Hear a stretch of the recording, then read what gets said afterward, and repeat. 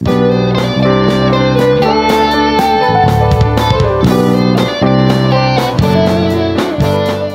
so sino pong nakakatanda ng message natin nung nakaraan? Anong title? Step Up in Faith. Tapos, sinong Bible character yung ating pinag-aralan? Naalala nyo? Yan. Walang iba kundi si Joshua. Ayan. So, anong mga takeaways natin sa Step Up in Faith? Diba? Na kapag nag-step up in faith ka pala, laging tatandaan na dapat ang promise ni Lord ang pundasyon mo. Diba? Tapos, laging mong tatandaan na sumasayo ang Diyos. Diba? Kapag nag-step up ka, wala kang dapat ikatakot dahil kakasamahin ka niya. Okay? Kaya, yung by faith, ayan, so makumpleto natin yung mensahe na yon. Ayan, kasi ngayong araw po na to, ang mensahe naman po natin ay tungkol sa step up in responsibility. We believe, di ba? I believe with all my heart na ngayon nga pong magto 12 years na tayo kay Lord, ay pinaparealize sa atin ng Panginoon na hindi lang tayo nagbibilang ng araw o ng taon. Pinaparealize sa atin ng Panginoon na we have, di ba, something to do, na ang bawat isa sa atin ay may calling na galing sa Panginoon, tinatawag niya one way or another. Di ba? Meron tayong gagawin kay Lord. Kaya naman, itong mga sangkap ng salita ng Diyos na inihahayag sa atin ay ibaon talaga natin. Kasi we never know, di ba? May calling tayo pero hindi natin alam kung kailan ang takdang panahon, di ba? Kung kailan talaga, yung kumbaga parang tinatawag na due date na dapat yung due season, yung dapat talaga sumunod ka na kay Lord, di ba? So ngayon, napakahalaga ng pag-aaralan natin ngayon is about responsibility naman kasi siya. Okay? So, kanina, binasa ni Sister Phoebe yung kwento po ni Nehemiah. Yan. So, pakita natin yung picture.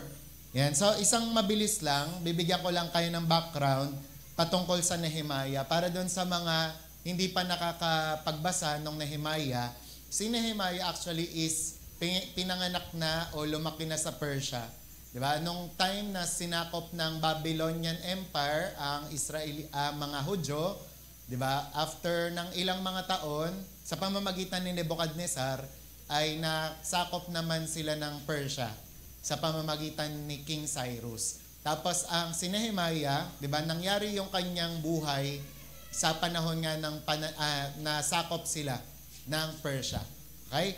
Tapos si Nehemiah, isa siyang cupbearer nung time ni King Artaxerxes. Tatandaan niya ha?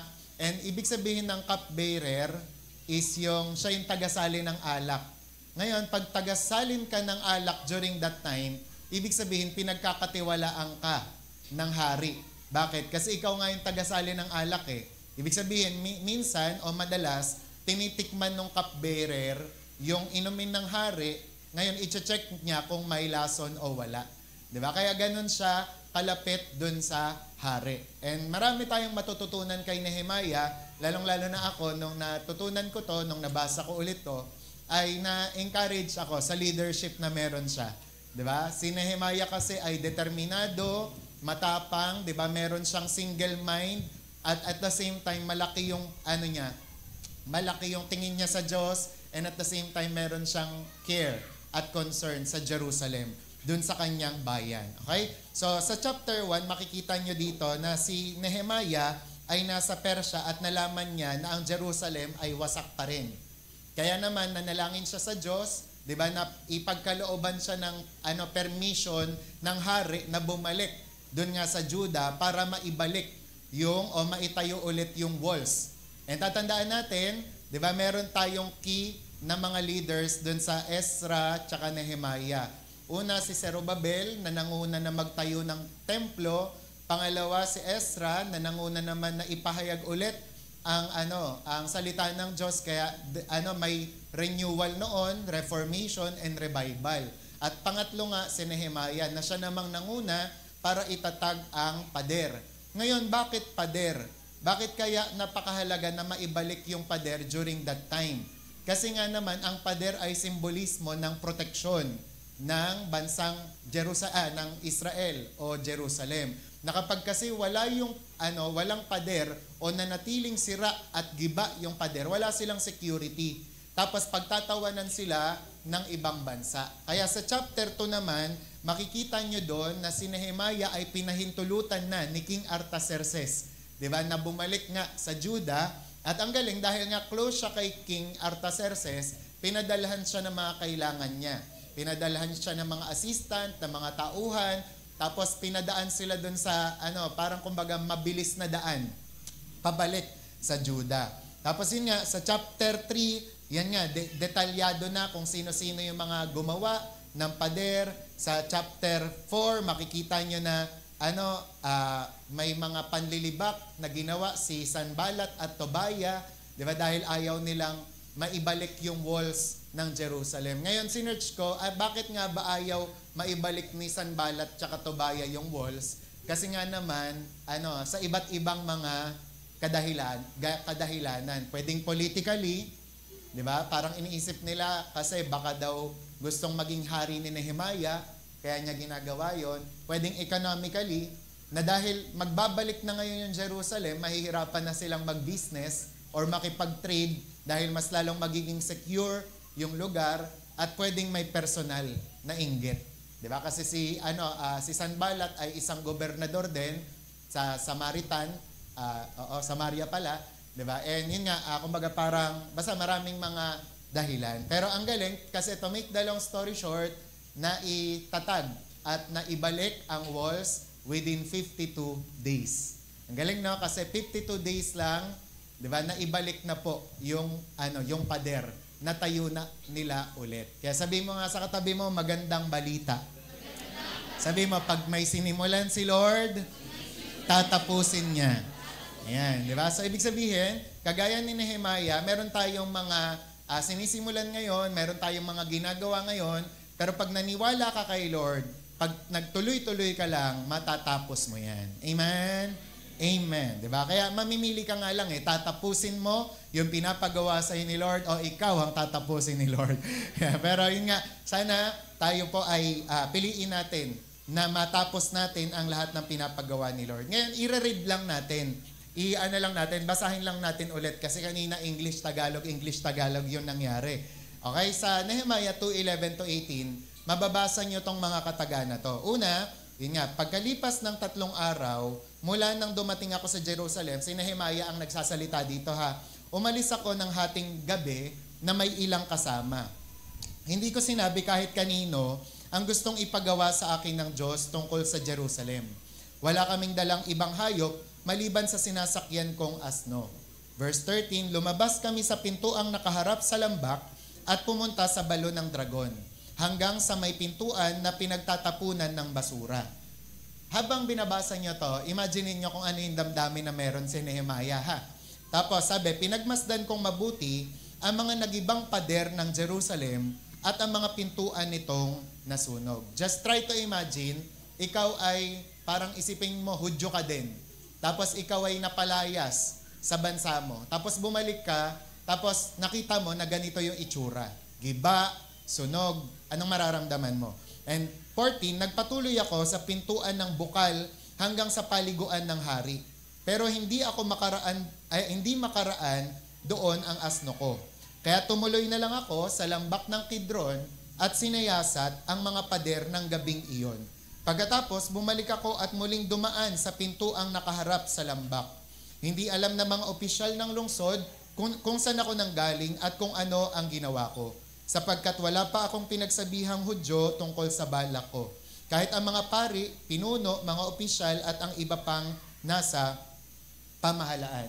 Ngunit ngayon ay sinabi ko sa kanila, nakita nyo ang nakakaawang kalagayan ng lungsod natin. Sabi ni Nehemiah, giba ang Jerusalem at sunog ang pintuan nito. Muli nating itayo ang pader ng Jerusalem para hindi na tayo mapahiya.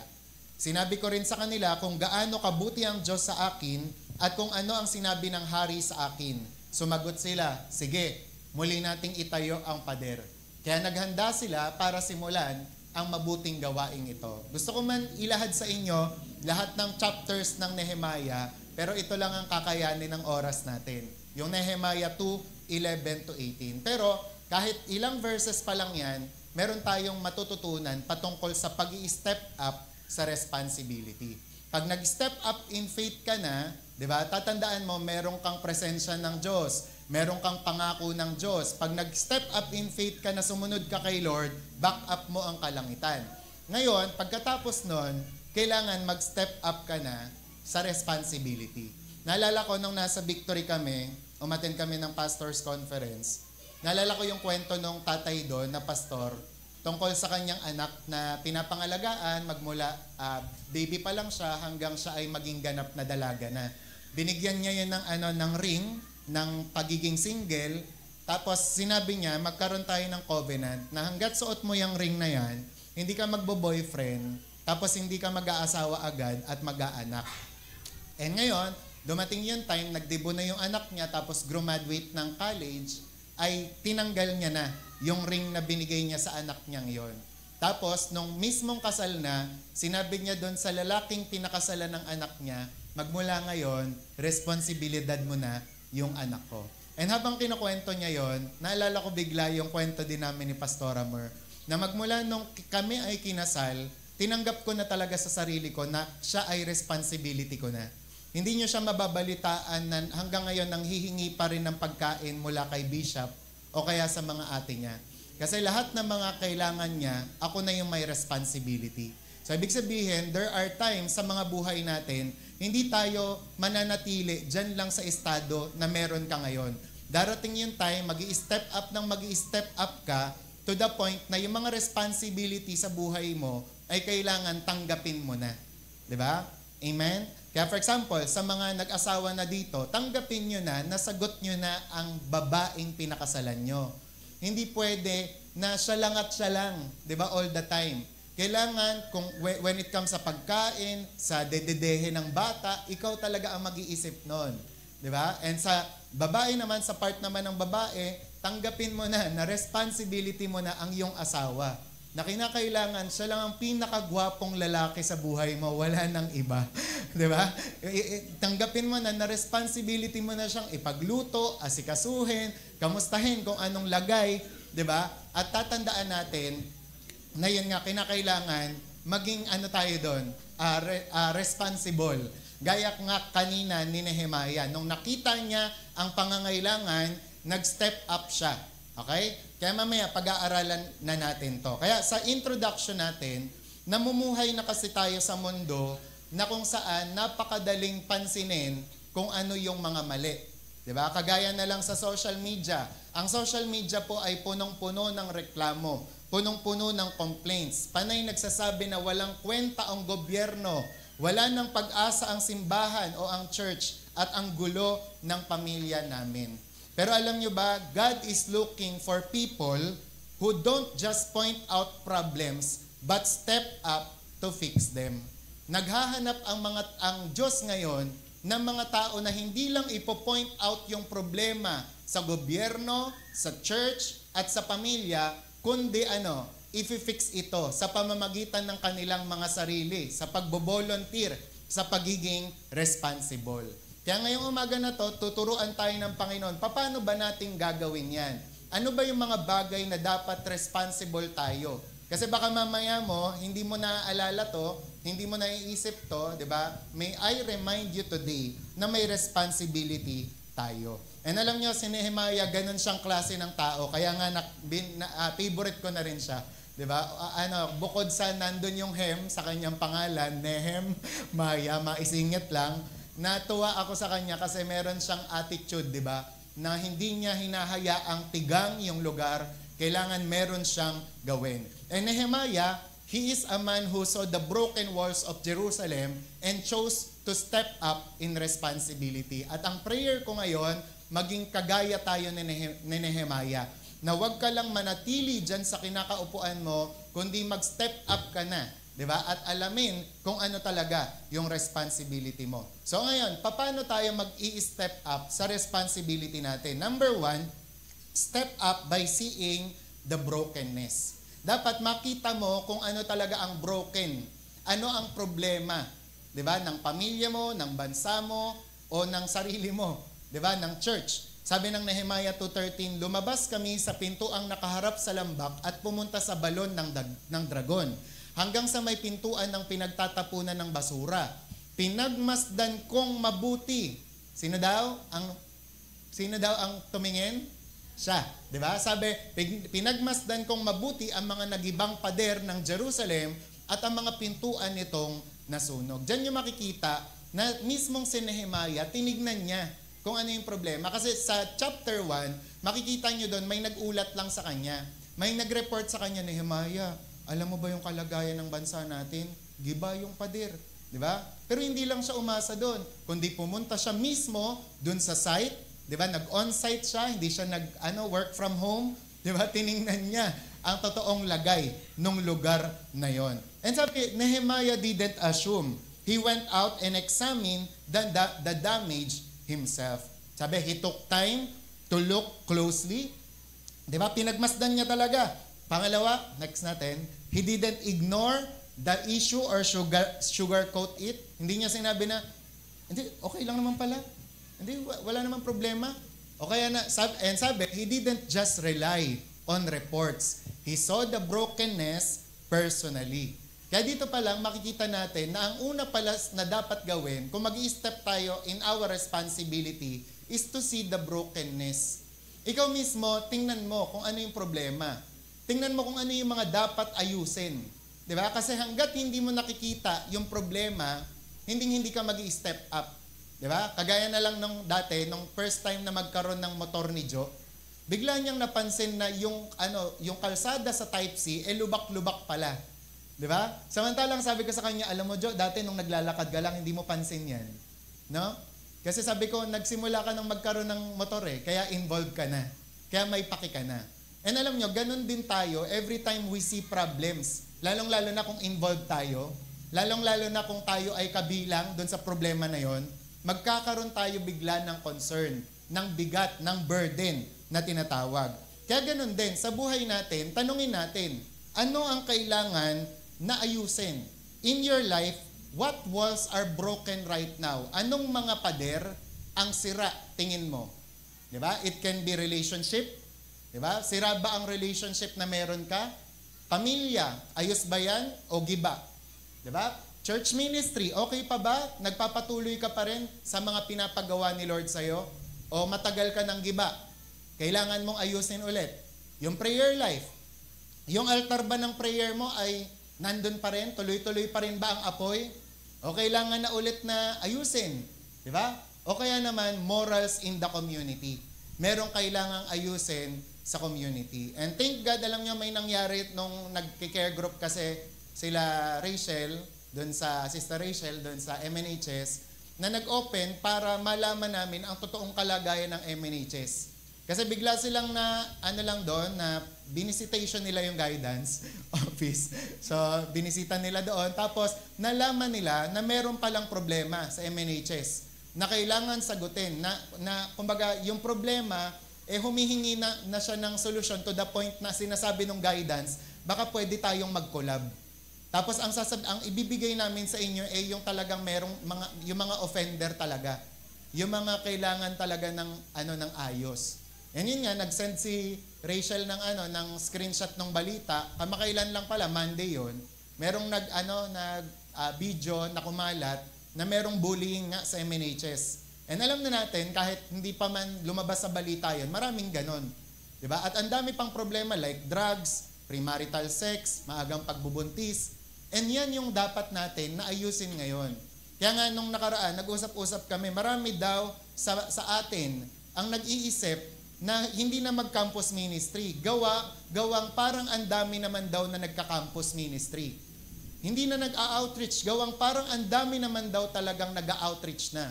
Pero today, I tell you guys, I remind you everyone, ang dami pang kailangang i-harvest. Ang dami pang kailangang ayusing buhay. Kaya kung ikaw ay tinatouch ni Lord na makiisa, mag-one-to-one, mag-share, mag-like group, wag mo nang tigasan ang puso mo. Remember, si Lord, nagtatawag pa rin siya ng workers. Wag mong isipin na ang dami ng kumikilos. Wala pa, di ba? Wala pa sa kalahati ang kumikilos sa atin. Kaya kailangan, we need to volunteer ourselves. Ang daming mga broken families, ang daming mga broken hearts, broken lives na kailangan ng Panginoon. Di ba? Kailangan nila si Lord sa buhay nila. Kaya mag-apply ka. Kagaya ni Nehemiah, tignan mo yung problema. Di ba? At hayaan mong bagabagin ka ni Lord. Huwag kang patulugin hanggang ikaw ay tumugon. Amen? Sabi, you cannot rebuild what you don't first see. Di ba? Hindi mo nga daw mare-rebuild ang hindi mo pa nakikita. Di ba? Kaya dapat, tingnan mo. Tumingin ka, ibukas mo yung mata mo. Okay ka ba talaga? 'Di ba? And sabi nga, marami nga daw ang problema, 'di ba? Sabi, ang tulog daw, magigising talaga daw 'yan kasi tulog eh. Pero pag nagtutulog-tulugan ng isang tao, hindi talaga 'yan magigising kasi nagtutulog-tulugan eh. 'Di ba? And sa atin, maraming ganon. Ano ba talaga ang totoong kalagayan natin? 'Di ba? Tayo ba ay kailangang i-revive o kailangan magkusa na kasi tayo? 'Di ba? Na sa sarili natin na magpa-revive na tayo, yung kumbaga talagang kumilos na tayo para tayo mismo ay gumising at ma-rebuild. 'Di ba? And sabi, it's easy to say that that's not my problem. But God says, alam nyo, open your eyes. Ang daling sabihin, hindi ko problema 'yan. Pero ang Panginoon sinasabi niya, buksan mo yung mata mo. Ang daming kailangang ayusin. 'Di ba? Ang daming kailangang i-volunteer. Diba? And there are times, may pagkakataon sa buhay ko, nararamdaman ko yun, na parang sa takbo ngayon ng trabaho ng mga tao, sa takbo ng mga pag-aaral ng mga tao, at sa pamilya na meron kayo, parang paminsan-minsan, ang Diyos ay naisisingit na lang sa mga oras natin. There are times, nararamdaman ko yon sa buhay ko, sa buhay natin, di ba? Na parang kapag sineran mo sila sa school, parang ikaw ay istorbo pa dahil nag-aaral sila. Pag sila ay sineran mo, binahaginan mo habang nagtatrabaho, para kang istorbo sa kanila dahil nagtatrabaho sila. Pag binisita mo sila sa pamilya nila, para kang istorbo sa kanila. Bakit? Kasi naglalaba sila, nagluluto sila. Wherein, we need to realize and we need to remind ourselves that Jesus is the center of everything. Kaya naman, kailangan ibalik siya sa sentro ng buhay natin. Nang sa gayon, maayos talaga ang buhay natin. Maraming mga nagtatanong, bakit ganito ang pag-aaral ko? Bakit ganito ang pamilya ko? Bakit ang gulo-gulo? Pero ang tanong, nailagay mo na ba si Jesus sa sentro ng buhay mo? Sa sentro ng pamilya mo? Diba? Kasi baka mamaya, si Jesus na lang ang tanging kailangan para magawa talaga lahat ng mga broken sa buhay natin. Kaya, for example, sa bahay na i-renovate, anong kailangan munang gawin? Di ba siya sa atin, tignan maigi, anong kailangang palitan? Anong kailangang tapalan? Anong kailangang takuin? Anong kailangang iskruhin? Di ba? And then doon ka magsisimulang mag-renovate. Di ba? And tayo, ganun din. Kapag siniyasat natin itong bagay na to, malalaman natin, di ba, kung ano yung dapat ayusin. Di ba? Ano ay dapat ayusin sa tambourine? Kailangan magsabay-sabay pa. Anong kailangan na ayusin sa music team? Kailangan maglinis ng maglinis pa. Anong kailangan na dito sa logistics? Kailangan umalerto ang isip, umalerto ang utak, ibigay ang sarili sa paglilingkod. At makikita natin, alam nyo, mag-i-improve, magde-develop, mare-restore ang mga buhay natin. Amen? Pero kailangan mo munang i-check. Kailangan mo munang makita. And kapag chinek mo, be honest to yourself. Huwag kang magkunwari na parang okay lang ang lahat. Di ba? Huwag kang magkunwari. For example nga sa bahay, ganun, di ba? Ako minsan, problema ko rin yun. Which is, pinaglalabanan ko rin. Na alam mo yung, kunwari, meron talagang dapat kumpunuhin. Meron dapat tapalan talaga kasi tumutulo. Pero minsan, inaatake ka ng katamaran mo na next year na. Di ba? Tapos tanggap mo lang, natulo ng tulo ng tulo. Di ba? Yung tulo na yun. Pero kinakailangan nga, i-repair, i-fix. Di ba? Naintindihan? Kaya sabi mo nga sa katabi mo, may dapat i-repair. Di ba? Kaya dapat po, una, tignan muna natin. Ibukas natin yung mga mata natin. Okay? Pangalawa, step up by taking ownership. Yan. Paano ka mag-i-step up sa responsibility? Kailangan angkinin mo yung problema na yon. Marami sa atin gusto ng comfort zone.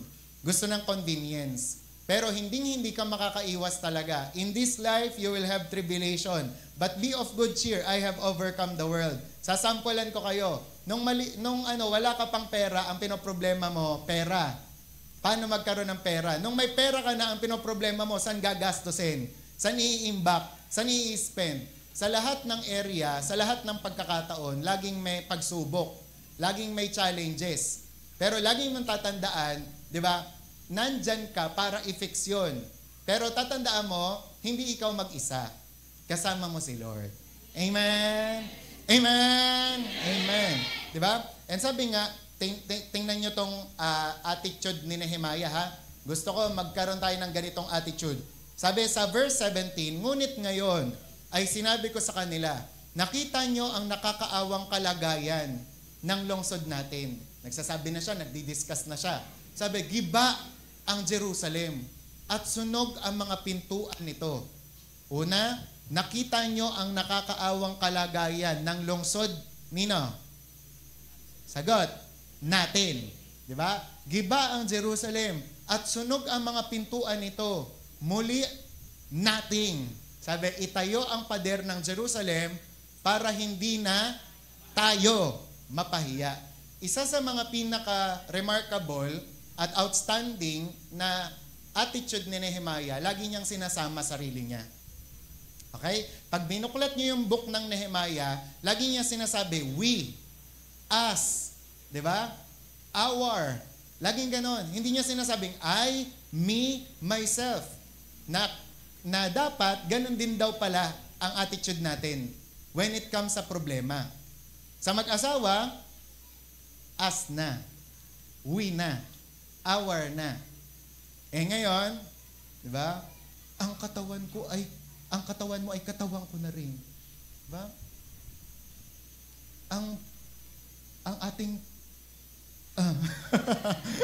di ba? Pero ang utang mo lang yan. Di ba? Pero yun nga, ang sinasabi dito, we na. Di ba? Sa church, sila lang ang cleaners. Huwag nyo kaming utus-utusan dyan. Di ba? Ang sinasabi dito, we, us, our. Di ba? Ay, trabaho lang yan ng mga full-time. Dapat hindi kami nakiki-involve dyan. Trabaho lang ng mga YA yan, ng mga youth yan. Hindi. Kapag mayroong problema, we, us, our, yan ang dapat na gawin. Sa pamilya din, ganon. Ha? Ikaw may problema mo yan, bahala ka sa buhay mo. Ba? Ikaw magbayad niyan. Hindi. Ang isa sa mga dapat nating tatandaan, when problems come, di ba, dapat kunin mo. Di ba? I-own mo yung responsibility. Pero syempre, sa kabilang banda, wag naman itong maging lisensya para sa iba. Kaya pala, sige yung utang ako ng utang dito, bayaran nyo wag naman ganon. Di ba? Kailangan, maging responsible pa rin. And sabi nga, Nehemiah didn't say, the king should fix this. Ba, hindi niya daw sinabi na, dapat ipagawa to ng hari. Siya ang hari ngayon eh. Hindi niya sinabi, asan ba yung mga pare? Bakit, ano bang pinaggagawa nila? Bakit gibato? O kaya naman, hindi niya sinabing, wala akong kinalaman dyan. Ba? Kung tutuusin nga, alam niya, pag pinag-aralan niyo pa si Nehemiah, hindi siya mismong dun sa Judah pinanganak. Dun na pala talaga sa Persia kasi nga, post-exile sila eh. Diba? Dun na siya lumaki. Diba? Kaya nagkaroon tuloy siya din ng mataas na katungkulan sa kaharian. Kasi as in, dun na siya, parang citizen na siya doon. Diba? Pero grabe yung concern niya sa sarili niyang bayan. And alam niyo, mga kapatid, bilang Pilipino, dapat ganun din tayo. Mahal natin ang bayan. Diba? Mahal natin ang bansa. Mahal natin ang lungsod natin. Mahal natin ang church. Mahal natin ang pamilya. Kasi kabilang tayo dyan. Diba? Kasi kapag hindi mo minahal yan, ikaw rin ang babagsak. Diba? Kahit sabihin mo kunwari, mag-transfer ka pa sa ibang bansa, tapos mag-iba ka ng citizen, pero yung dugong nananalaytay sa'yo, ganun pa din. Diba? Amen? Kaya dapat, kagaya ni Nehemiah, matuto tayong maging responsible. Maging tayo, yung mapagmalasakit. Diba? Hindi tayo yung parang yung unang magki-criticize, di ba? And ito rin, magandang katotohanan to kasi si Nehemiah, hindi siya ipinanganak hindi siya nabuhay nung mismong actual na nangyayari yon, di ba? Yung kumbaga, ang dami nang nangyari. Kaya parang sa part ko, ganun din sa atin. Minsan may mga pagkakataon tayo, di ba, na iniisip natin, ba't kasi ako pinanganak sa pamumuno ni gantong presidente? Bakit ba ako ipinanganak sa pamumuno ng gantong mayor? Pero kagaya ni Nehemiah, meron siyang ginawa kahit sino pa ang may katungkulan, kahit sino pa ang nasa posisyon, 'di ba? Kasi nga meron siyang ownership, meron siyang concern. 'Di ba? Kaya sabi mo sa katabi mo, dapat ganun ka rin. Instead, he said, let us rebuild. Sabi, that's ownership. Nung sinabi niya na, sige, itayo natin. Yan, ownership ang tawag doon. Sabi, he included himself in the problem. Sinama niya yung sarili niya. He took personal responsibility for national disgrace, di ba? Yung kahihiyan ng bansang ito, kahihiyan niya rin para sa kanya. And pangatlo, kaya sabi nga dyan, real leaders don't shift blame. They accept burden. Di ba? Kaya nga nakakatuwa yung mga, kunwari, NGO ba tawag doon? Yung mga churches, di ba, na nagpapanguna na, for example, hindi magampanan talaga ng gobyerno ang mga tulong na to. Pero nagtitake sila ng initiative. Hindi na nila malinis, tayo na maglinis. Di ba? Hindi na nila matulungan to, tayo na tumulong, tayo na magbigay ng relief. Kasi hindi lahat, di ba, kinakailangan iasa, di ba, sa gobyerno, lalong-lalo na sa presidente. Di ba? Ang president, may bagyo dito, punta ka naman dito. May bagyo din doon sa kabila. Punta ka naman, di ba? Tapos, ang sisisihin sa social media, wala kang kanya. Di ba? Daming mga sinasabi. Pero, kung tayo ay may ownership, sense of ownership, kung ano yung problema na nasa malapit sa atin, yun ang bigyan natin ng solusyon. Naintindihan? Sabi nga, if something is broken in your home, your church, or your community, don't wait for others. Kung nakikita mo na may problema sa community, magsimula ka. Diba? O kaya nakikita mo, kunwari sa mga estudyante, nakikita mo ang yayabang ng mga estudyante, ikaw yung magsimula, na humble ka. Ang mga estudyante nagkokopyahan na, ikaw yung magsimula, na maging authentic ka, maging legit yung pag-aaral mo talaga. Diba? Sa mga nagtatrabaho, nagdadayaan na sa trabaho, ikaw yung magsimula, na dapat totoo ka sa trabaho mo. Sa negosyo, panay na lang hoard ng hoard, panay na lang daya ng daya, pero kung Christian ka, gawin mong tapat ang pagnenegosyo mo. Amen. Parang galit na kayo Amen. Amen. Diba? Sabi, kung merong broken sa pamilya, ikaw na yung mag-umpisa. Okay? Don't wait for others. Sabi nga, ask God, Lord, what can I do about this? Diba? Ano ang kailangan kong gawin? Ano ang kaya kong gawin? Diba? Kaya sabi mo nga sa katabi mo, tara, ayusin natin. Diba? Tatandaan nyo, tsaka sa pag-aayos nga, diba, hindi tayo nag-iisa. Kasama natin ang Diyos, kasama natin yung church, yung mga kaibigan natin, kapatiran natin. And pangatlo, step up by inspiring others to build. Yan naman. Para daw mag-step up tayo sa responsibility, hikayatin din natin yung iba. Diba? Na mag-build din. Tingnan nyo yan sa 18. Sinabi ko rin sa kanila, hindi pa. Kung gaano kabuti ang Diyos sa akin. At kung ano ang sinabi ng hari sa akin. Sumagot sila, sige, muli nating itayo ang pader. Kaya naghanda sila para simulan ang mabuting gawaing ito. Kasi we need to accept, hindi natin kaya ang lahat ng bagay. Tama? Kailangan natin ng isa't isa. Diba? Kaya for example nga, sa simpleng kain lang anong mas masaya? Kumakain kang mag-isa o kumakain kayong marami? Di ba? Sa mga yung matakaw, gusto nila mag-isa. Pero yun nga, sa di ba? Sa masayahin na tao, gusto talaga niyan. Pagka kumain, ang dami natin. Ang saya-saya, di ba? O ganun din, sa pagtatrabaho, sa paglilinis, sa paglilingkod, masaya kapag marami. Masaya kapag nagtutulungan. Amen? Kasi once nagtutulungan ang bawat isa, mas marami tayong ma-accomplish, mas marami tayong maaabot, mas marami tayong mapupuntahan. Amen? Imagine niyo lahat kayo nagkaroon ng sasakyan. Tapos yung sasakyan nyo, ide-dedicate nyo kay Lord. Sasabihin nyo kay Lord, Lord, ipapagamit ko tong sasakyan na to sa mission. Ilang lugar, ilang mga tao ang mapupuntahan at matutulungan natin kung magpapagamit ang mga may sasakyan. Diba?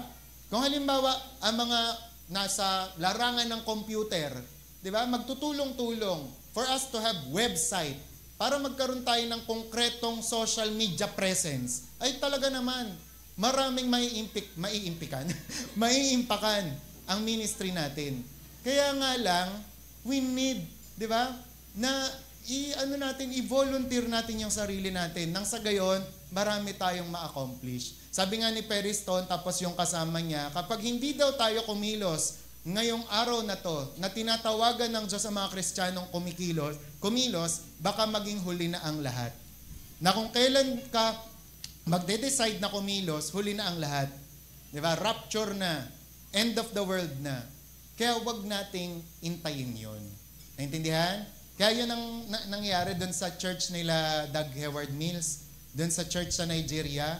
Kasi pag nakita nyo ang church nila, lahat pinapagamit. May kariton ka, kunwari may kariton si Gabi, papagamit niya yun. Ay, kayo mga bata, punta kayo dito. Limang bata ang kasya sa kariton. Ito tayong church. Diba? Yung mga may sidecar, 3 ang kasya, punta kayo dito. Punta tayo sa church. Kaya pag linggo, puno ang church. Bakit? Kasi yung may mga sasakyan, pinagamit ang kanilang sasakyan, diba? Para sa Panginoon. Diba? Kaya ganun din tayo. I remember, during the time sa Magdaong, ganun yung mga tao. Nagsusunduan, naghahatiran. Diba? Kaya nag-overflow din tayo. Ang dami natin sa Magdaong during that time. Kaya ngayon, talagang tinatawagan tayo ng Panginoon. Lahat ng mga resources natin, kung po pwede lang, ipagamit natin kay Lord. Bahay, kotse, money, sarili, kamay, everything that is within us, ipagamit natin kay Lord. Mas maganda nga, di ba, na ang isang bagay, yung gulong nga daw, gulong ba tawag doon? Maano siya, yung parang magamit siya ng lubusan, kaysa naman kinalawang na lang. And kapag tatanungin kayo, sa estado ng buhay nyo ngayon, kung gulong kayo, ano kayo? Kayo ba ay kinalawang na? O kayo ay yung grabing gamit na gamit? Diba? O, pag papipiliin kayo doon, ano mas gusto nyo? Diba? Kesa sa naimbak lang, kesa sa nagpabaya na lang, diba? Dapat ay gamit na gamit tayo. And sabi, after Nehemiah took ownership, others followed. Kasi alam nyo, kapag ganon, kapag sumusunod ka kay Lord, magugulat ka, susunod lahat. Diba? Sa ngayon, mag-isa ka na nagsisimba. Pero pag naging faithful ka dyan, pag talagang sinunod mo si Lord, darating yung time.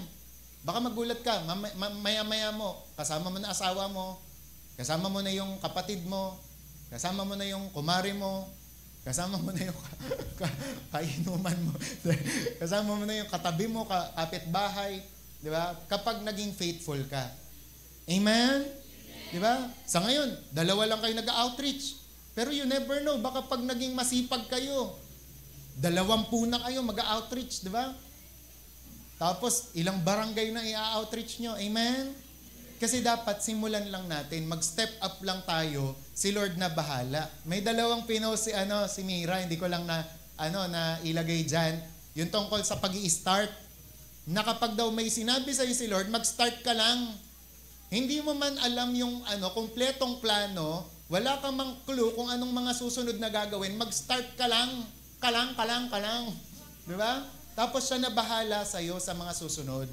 Amen? Sabi mo sa katabi mo, basta't magsimula ka. Di ba? For example, sa pagda-diet, iniisip mo next year pa, magsimula ka na ngayon. Amen? Para may progress. Di ba? Sa pag-aaral, magsimula ka na ngayon. Ngayon na. Di ba? Hindi sa mga susunod na araw pa. Di ba? Kasi kapag inintay pa natin na next year pa, baka mawala na tayo ng pagkakataon. Diba? Ngayon na. Amen? Amen. Kaya kung may dadalhin ka ngayon na, hindi sa anniversary pa ulit. Gusto mo lagi may pagkain kapag mag-i-invite. Pagkain na lang lagi pang-attract mo. Diba? Pero hindi. Ang pang-attract dapat natin, presensya ng Diyos. Amen? Pag sumama ka sa akin, matatagpuan mo ang presensya ng Diyos. Pag sumama ka sa akin, magkakaroon ka ng peace of mind. Hindi ka makatulog. Diba? Pag nakatagpo mo si Lord, makakatulog ka. Lalo pag nagbasa ka ng Bible, tulog. Diba? Kaya dapat simulan mo lang. Diba? Kasi sa mga susunod na panahon, may susunod na sa'yo. Amen? Amen? Diba? Kaya nakakatuwa yung sila Shen, Shisi, diba? Dinadala-dala lang. Diba? Biglang, amen. Kalain mo yun, di ba? Parang dinadala lang yun. Di ba? Hindi nag-theology yun, nag-Bible school, dinadala lang. Nagsimula lang dalhin. Di ba? Pero may impact na. Naintindihan? Kasi maganda, sinisimulan. Okay? Kaya yung mga, for example, sino sa inyo nag-aya, uy, kain tayo minsan. Huwag kayo maniwala dun. Di ba? Uy, banding tayo minsan, huwag kayo maniwala doon. Ang totoong magbabanding, ang totoong kakain, may date. Uy, kain tayo sa Monday ha. Pero yung, uy, minsan banding tayo, huwag kang maniwala doon. Promise lang yun. Diba? Uy, ano tayo, Starbucks tayo ha, minsan ha. Marami na akong narinig na ganyan. Tsaka minsan, ganyan din ako. Kaya dapat, dinedata natin. Amen? Uy, Jollibee tayo sa sa August 15. Yan. Mga ganun dapat. Hindi yung, minsan. Diba? Well, maglilingkod din ako kay Lord. Minsan, one day, maglilingkod ako. Hindi. Lagyan mo ng date, tsaka ngayon na dapat. Amen? Amen. Okay, sabi, He didn't manipulate them. Wala pa. He motivated them. Sabi, He shared His God-given vision, not just His frustration. Hindi niya lang sinabi yung mga frustration niya, kundi binigay niya o sinabi niya yung vision niya. Okay? Kaya sabi nga, when you rise in responsibility, others will rise with you. Diba? Lalo na kapag sinipagan mo, kapag mas lalong sumipag ka, magugulat ka, yung mga susunod sa'yo, magiging masipag din. Diba? For example, panganay ka, imomodel mo, may 25 kang kapatid. Yan, imomodel mo, mag-aaral kang mabuti. Magugulat ka, yung 25 na yon, mag-aaral ding mabuti yon. Kasi si ate, nag-aral lang mabuti. First honor si ate. O kaya, summa cum laude si ate. Ako gusto ko kahit suman lang sa balde.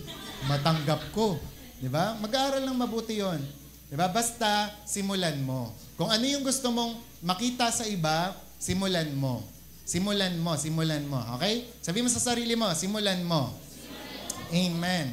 Diba? And sabi nga, tas ito pa ang nakakatuwa, hindi daw siya pare. Okay? Hindi rin siya propeta. Hindi siya mayaman. Hindi siya powerful. Cup-bearer lang siya. Diba? Pero yun nga, servant kasi siya with a burden.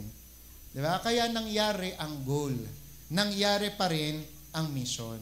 Kaya alam nyo kapag may burden ang isang tao, tingnan nyo kahit sinong humarap sa kanya, sinong lumaban sa kanya, sinong mag-oppose sa kanya, wala. Yan nakakatuwa, di ba? Yung mga opposition kay Nehemiah, Sanballat, Tobaya, wala silang nagawa.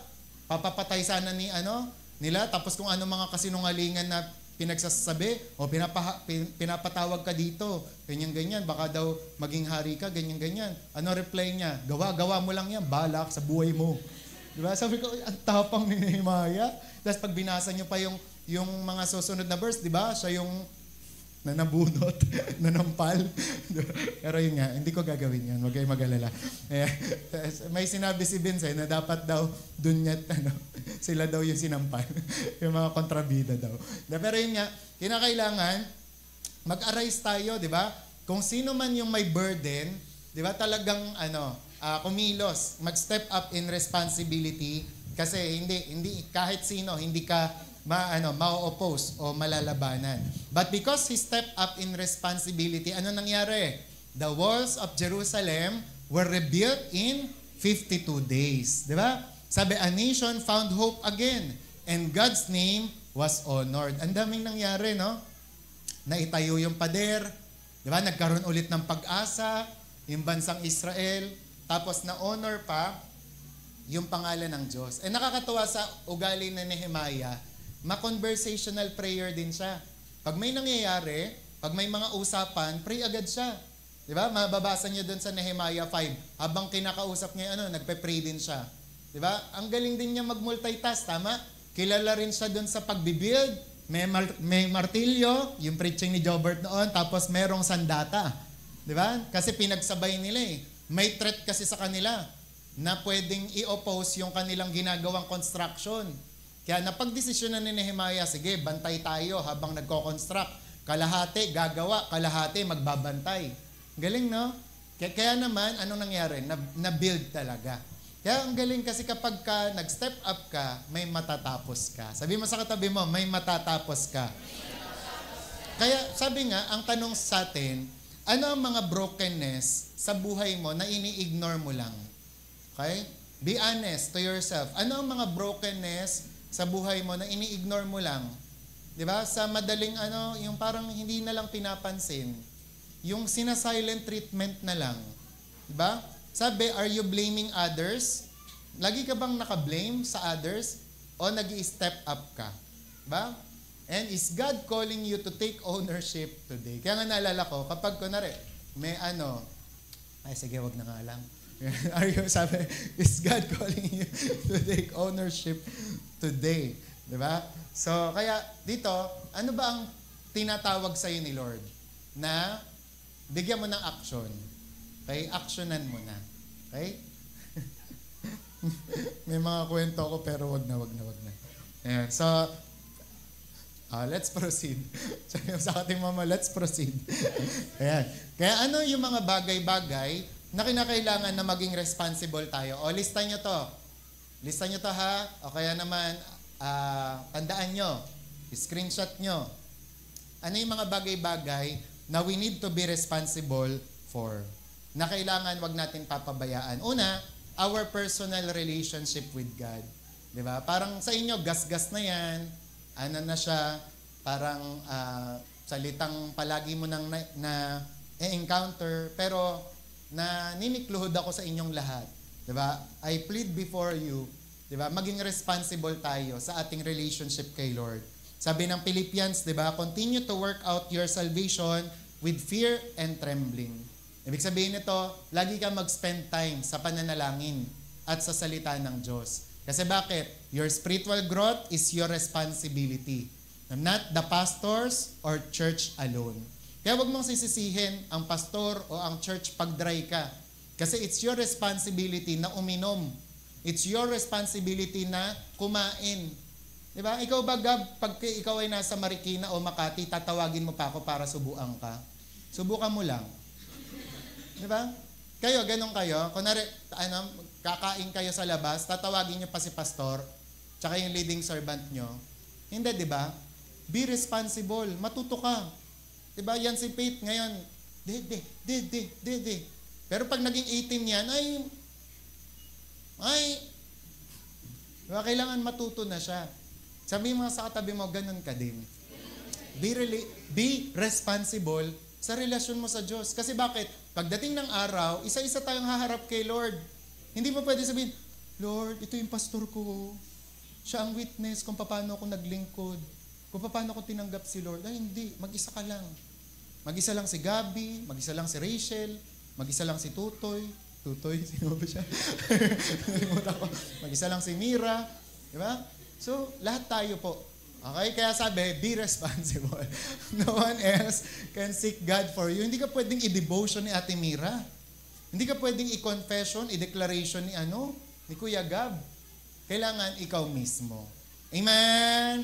Amen. Madaling araw, no? Sumakit tiyan mo. Pastor, mag-pray mo ako. Ay, mag-pray ka. Mag-pray ka ng sarili mo. Diba? Ang tinatawagan nating Jesus, yung tinatawagan mong Jesus, tinatawagan kong Jesus, iisa lang. Amen? At gagaling ka hindi sa kapangyarihan mo, kundi sa kapangyarihan ni Jesus. Okay? Kaya ganon, be responsible. Pangalawa, be responsible sa thoughts and attitudes. Ika nga ni Rachel, hindi pwedeng lahat ng stranger na lang na nasa labas ng bahay nyo, papapasukin nyo. Type nyo yon. Uy, welcome kayo lahat dito. Pasok kayo sa bahay. Tapos pinakailaman yung tokador, yung mga di ba hindi? Kaya nga may tinatawag na pinto, may gate, di ba? Tapos ilan ang lock nyo sa pinto? Ilan ang lock nyo sa pinto? Isa lang? Oh. Hindi, kayo bahala kung ilan. Kahit 24, basta hindi makapasok yung mga tao. Ganon din sa thoughts. Ganon din sa attitude. Hindi lahat ng bagay, iwe-welcome mo. Amen? Diba, for example, sinabi ng mundo, pag hindi ka maputi, hindi ka maganda. May ganun. Pangit pala ako. Diba? Pag hindi pointed yung bibig mo, hindi ka attractive. Ganon.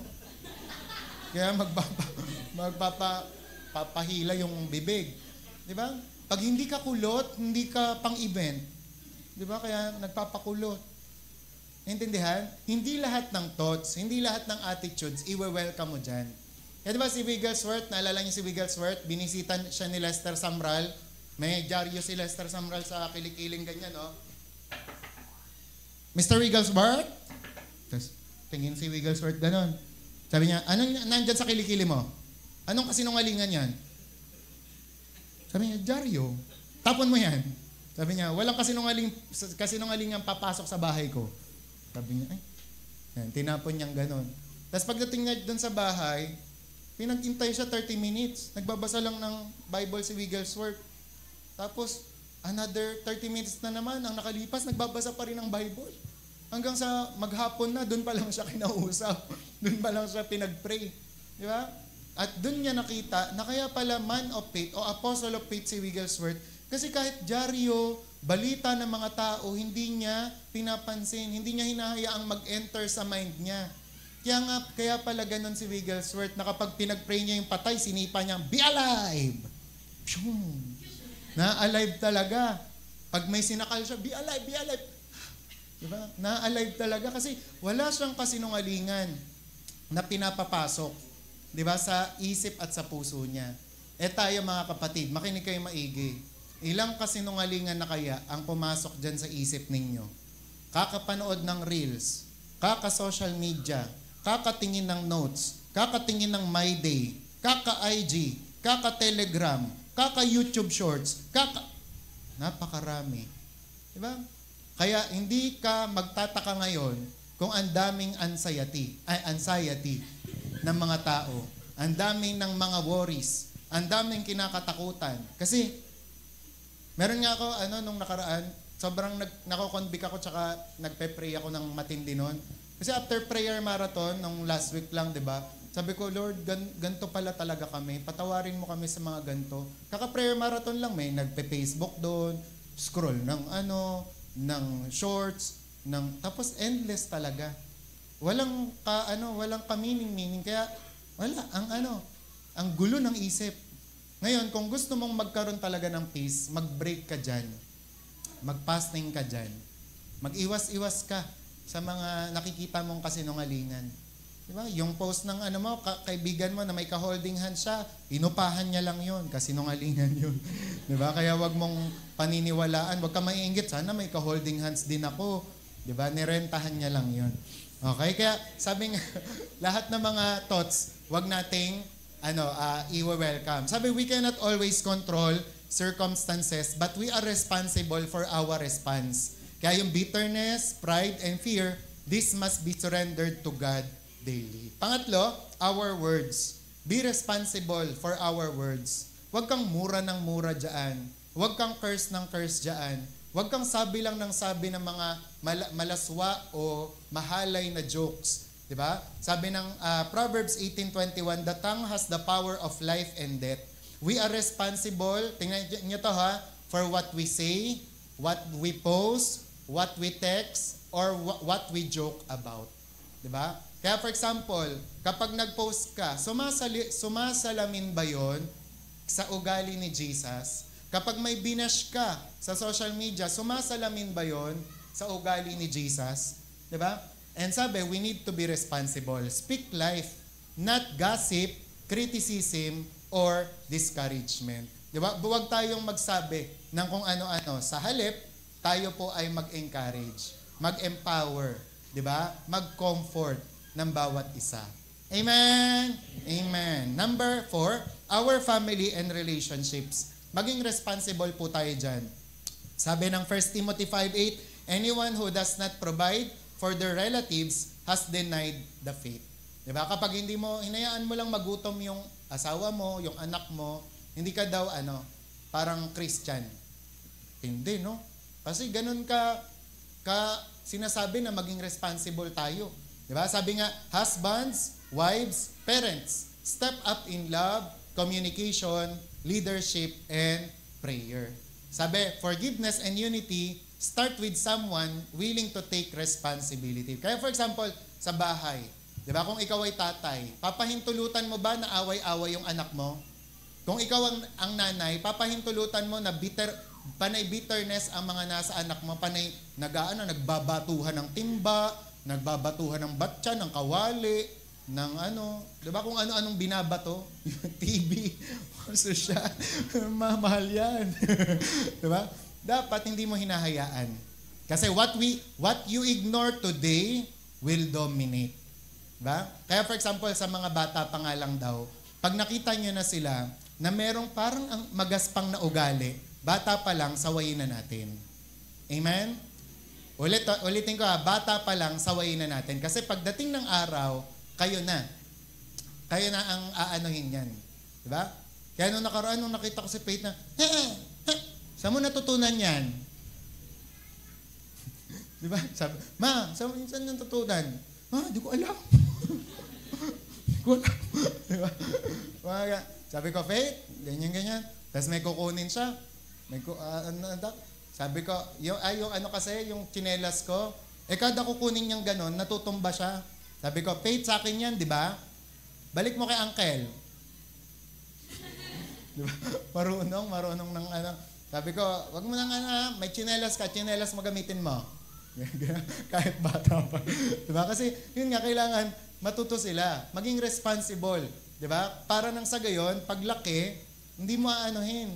Diba? Hindi mo paproblemahin na kung sino-sino hinahampas, pag nagpa-flag, hindi niya alam kung sino yun. Hindi niya alam yun. Ayan. Kaya dapat, bata pa lang. Okay? Panglima, our calling and ministry. Responsible po tayo sa mga calling natin. Sabi ng 1 Timothy 1:6, fan into flame the gift of God. Sabi, don't wait to be told. Sabi mo nga sa katabi mo, wag mo nang intayin sabihan ka. Diba? Kunwari, may bubuhatin. Diba? Ang laki ng muscles mo. Magbuhat ka. Diba? Kunwari, merong huhugasan. Talaga namang gift mo ang paghuhugas. Maghugas ka. Diba? Wag mo nang intayin na sabihan ka. Pagkalat-kalat yung upuan, wag mo nang sabihan. Wag mo nang isipan. Wag mo nang hintayin na sabihan. Pagpatong-patungin mo na. Amen? Pag may electric pan, walang tao, natural, walang tao. Walang taong, hinahanginan, patayin. Amen? Pag ang ilaw, hindi na kailangan, patayin. Wag nang sabihan, wag nang intayin, sabihan. Amen? Kaya sabi nga, don't wait to be told. Stewards the gifts, talents, and roles God has given you. Magaling kang kumanta, magpresenta ka na kumanta ka na. Diba? Mag-choir ka. Marunong kang kumanta, wag ka lang sa videoke. Diba? Juliet, sama ko sa choir nyo. Gusto ko rin yung ginagawa ni John Rex. Si Jesus, ang lahat sa buhay. Si Jesus, ang lahat sa buhay. Gusto ko rin yung ganon. Diba? Talagang, yung ikaw na magpresenta. Kung nakikita mo, kaya ko rin yung ginagawa ni John Rex. Diba? So, presenta ka. Amen? Sabi, kasi laziness and passivity kill potential. Tingnan nyo yun. Kapag daw ikaw, wala kang ginawa, wala. Mai-stack lang yung talent mo. Kaya di ba yung sa parable of the talents, sino yung tinawag na tamad at masamang alipin? Yung nagbaon ng talento. Di ba? Tapos sinisi pa. Di ba? Sa huli, sinisi pa yung Panginoon. Kasi kaya ko lang naman hindi ininvesto kasi alam kong malupit ka. Diba? Grabe. And minsan, alam nyo, ganun din tayo sa Diyos. Diba? Lord, kaya ko lang naman tinatago to kasi ganyan-ganyan. Diba? Pero alam nyo, pagka ikaw ay tamad, pagka ikaw ay passive, wala. Hindi mo makikita na gagamitin ka ni Lord. May ibang gagamitin siya. Pero tayo nga, hindi tayo papayag. Diba? Kung gagamitin ka ni Lord bilang song leader, dapat ikaw. Wala nang iba. Kung may gagamitin si Lord magtamborin, dapat ikaw din.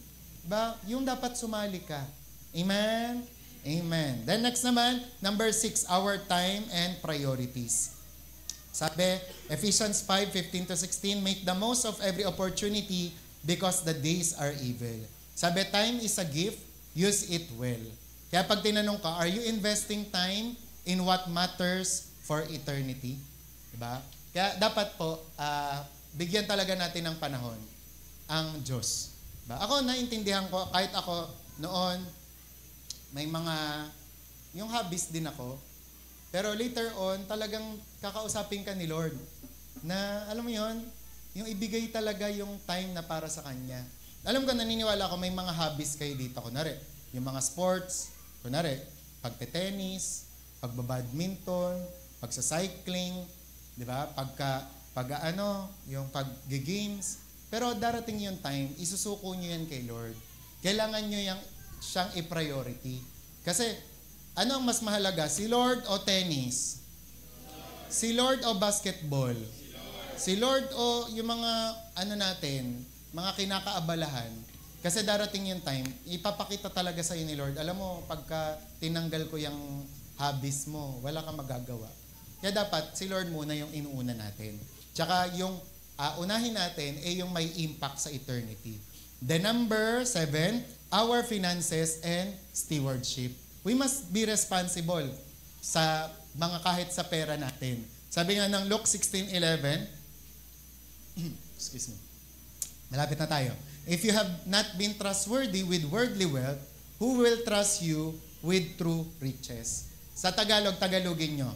Halimbawa, kung ikaw ay hindi mapagkatiwalaan sa makamundong yaman, sino ang magtitiwala sa'yo sa makalangit na yaman with true riches? Diba? Sabi, God doesn't just care about what you give, but also how you manage what you keep. There are times sa mga buhay natin, lalong-lalo na yung mga niyayabang dyan na tither sila, lagi nilang sinasabi na ganon, na nag-tithes naman ako kaya ako bahala sa sweldo ko. Pero hindi. Kahit sa mga natira, titignan ni Lord paano kang gumasta. Di ba? Kung halimbawa, nagbigay ka nga ng 10%, pero ang mo, instead na i-build yung kingdom, binild mo yung sapatos mo hanggang 12th floor. Di ba? Instead na donate na mga kailangan sa church, ang inipon mo mga pantalon. Ba? Instead na ibigay sa ganito, ba? Kaya minsan, tinitingnan din tayo dyan ni Lord. Kaya ang dapat gawin, ang proper is to budget. Actually, tithes nga muna Tapos i-budget mo, tapos mag-ipon ka rin. Sabi mo nga sa katabi mo, mag-ipon. Mag-ipon! Isa pa. Mag-ipon, di ba? Bless others, tapos ito daw ay spiritual maturity. Ngayon, bakit ko sinasabing mag-ipon? Kasi ang daming aamin, di ba? Gastosero tayo, o gastosera. Di ba? Di ba? Kung saan, ba? Intindihan? Tapos kapag sinabi mo, meron tayong camp. Ay, wala pa po akong pera. O yun, bawiin mo lahat ng tapioca mo. Diba? Idura mo lahat ng sago. Ibenta mo. Diba? Kasi nga, hindi tayo nag-ipon. Diba? O, ulitin natin to. Ano daw gagawin? Budget, tithe, save, tsaka bless others. Isipin mo, wala na akong paggagastosan ng pera ko. O isipan mo, tumulong ka sa iba. Hindi yung para tayong rich man na bibili ulit ako sapatos. Gusto ko naman ngayon yung tig-20,000. Kailangan maranasan ko yung parang moonwalk ba tawag doon? May airwalk na tinatawag. May bago na. Luma na yan, yang. Airwalk yung gumaganon-ganon ba yun? Hindi ko na nakita ko lang sa MNHS yun. Diba? So, may mga sinasabi dito na kailangan maging mabuting katiwala tayo. Okay? Ng mga pera po natin. And then pangwalo, our witness and example. We must be responsible sa atin pong pag-witness at sa example natin. Makinig, malapit na tayo matapos. Sabi, people are watching not for perfection but authenticity. Isipin nyo to ha, sabi, how you live speaks louder than what you say. Ay, hindi ko pala nasabi. Balik tayo doon sa finances. Yun nga yung, ang kailangan natin ngayon, try nyong pasukin yung kids room, init na init sila doon. Tapos, ang aircon po ay 35,000. So, kung merong hihipuin si Lord na magbibigay ng ng mga certain amount, pwede nating mabili yung aircon na yon by the end of this month. Diba? Kung halimbawa, ngayong buwan, magde-decide ka muna na wag mo nang bumili sa Uniqlo, ibigay mo muna. Wag mo nang bumili ng sapatos, ibigay mo muna. Wag mo nang mag-Starbucks, ibigay mo muna. Sabi ko sa inyo, makakabili tayo ng aircon by the end of this month. Kaya dito, sinasabi natin na kadalasan talaga yung pangangailangan ng ibang tao o ng church, hindi na kailangang hilingin pa sa Diyos kasi nasa bulsa na ng mga tao. Kailangan lang nilang isuko at ibigay kay Lord. And I speak this kasi yung pinapahayag ko to kasi nakikita ko talaga yung reality ng buhay tsaka reality ng mga paggasta ng mga tao. Yan. And then sabi nga, we need to be responsible sa gantong bagay. Amen? Sabi mo nga sa katabi mo, kayang-kaya. Diba? Alam niyo kung bakit gusto ko din na i-work out yon? Kasi YA magagamit na yon. Yung adult gagamitin din yon, yung ng kids room. Yung nagdi-discipleship gagamitin din. Di ba? Yung adult, lahat, YA youth, gagamitin yung kids room. Tapos kung sakaling lilipat na tayo, dadalhin yon syempre, yung aircon. Kaya hindi siya lugi. Investment talaga siya. Naintindihan? Amen? Amen. Kaya sabi mo nga sa katabi mo, bawasan mo muna ang pasyal. Ayan.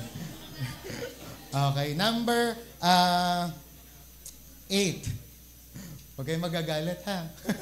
Number 8, our witness and example. Kaya, kung paano ka daw mamuhay, di ba, yun ang mas malakas kaysa salita ka ng salita. Di ba? There are times, hindi mo kailangan magsalita, sa buhay mo pa lang, kitang-kita na Christian ka. Okay? And then number 9, last na lang ito, we must be responsible sa church natin and its mission. Sabihin nyo nga, church natin. Yan. Sino? Natin to. Amen?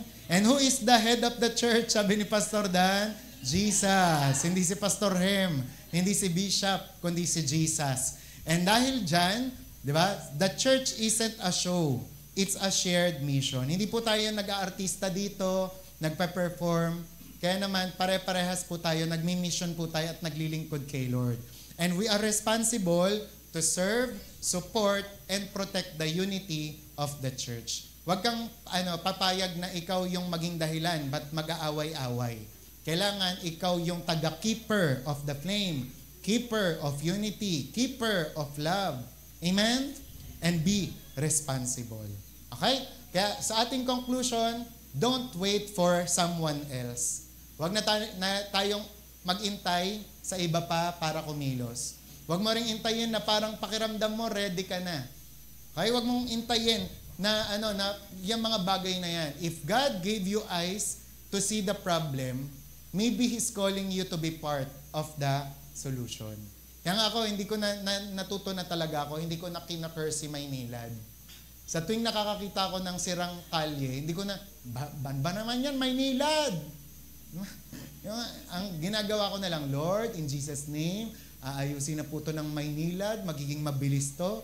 And habang nagde-declare ako, gano'n talaga, bumibilis. Di ba? Tapos gumagawa ng paraan. Di ba? Nung nakaraan, nagde-declare lang ako ng doon sa kalye namin ng Type C, Lord, gagawa ka ng paraan para maayos to. Ang galing kasi out of nowhere, yung katarungan na yung naglagay ng